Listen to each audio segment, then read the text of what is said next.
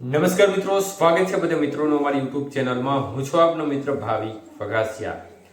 તો મિત્રો, ખાસ કરીને આ વિડીયોના માધ્યમથી આપણે વાત કરવાની છે સ્કાયમેટ વેધર સંસ્થા દ્વારા 2026ના ચોમાસાને લઈને પ્રથમ મોટું પૂર્વાનુમાન જાહેર કરવામાં આવ્યું છે અને ચોંકાવનારી માહિતી તેમના દ્વારા સામે આવી રહી છે.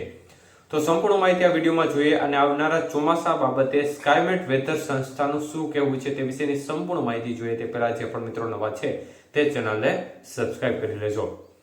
તો મિત્રો, ખાસ કરીને ભારતની વેધર સંસ્થા પ્રમુખ વેધર સંસ્થા ગણવામાં આવે છે કે જે આખા ભારતની આગાહી કરતું હોય છે તે સ્કાયમેટ વેધર સંસ્થા દ્વારા 2026ના ચોમાસાની પ્રથમ આગાહી જે જાહેર થઈ છે તે મુજબ તેમના કહેવા અનુસાર ભારતમાં ચોમાસું છે તે 94% આસપાસ રહી શકે છે. મતલબ કે નોર્મલથી થોડું ઓછું રહેવાની શક્યતાઓ સ્કાયમેટ વેધર સંસ્થા દ્વારા કરવામાં આવી છે.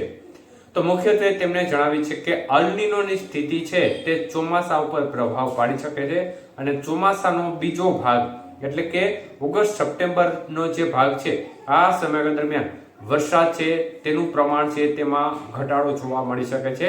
મતલબ કે અલ નીનોની અસર છે તે ચોમાસાનો જે અંતિમ પડાવ હોય છે, મતલબ કે પાછળનો ભાગ બીજો મધ્ય ભાગ હોય છે તેમાંથી શરૂઆત થવાની શક્યતાઓ છે અને અંતિમ ભાગ સુધી તેની અસર વર્તાય તે પ્રકારની શક્યતાઓ વ્યક્ત કરી છે.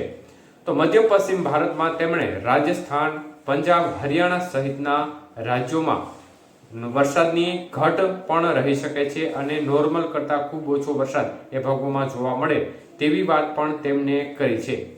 તો એક પ્રકારે ચોક્કસપણે આંચકાજનક સમાચાર ખેડૂત મિત્રો માટે ગણી શકાય, કારણ કે આ વખતે અલ નીનો છે તેનો વિલન બનવાની શક્યતાઓ આ વખતે દેખાઈ રહી છે. આપણે અગાઉ પણ આ આશંકા વ્યક્ત કરી ચૂક્યા છે અને આપણે અગાઉ પણ આ માહિતી આપી છે કે આ વખતે જે ચોમાસું છે તેના સંકેત સારા જણાઈ રહ્યા નથી, જે આપણે અગાઉ પણ માહિતી આપી દીધી છે.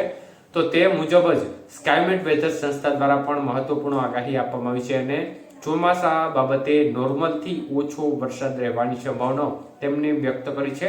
મતલબ કે જે ચોમાસાના પહેલા પડાવો હોય છે તેમાં તો ચોમાસું એકંદરે સારું રહેવાની શક્યતાઓ તેમણે વ્યક્ત કરી છે, પરંતુ જે છેલ્લો ભાગ હોય છે મતલબ કે પાછળના 2 મહિના દરમિયાન અલ નીનો સક્રિય થતાની સાથે ભારતમાં તેની અસર વર્તાય તેવી વાત તેમણે કરી છે.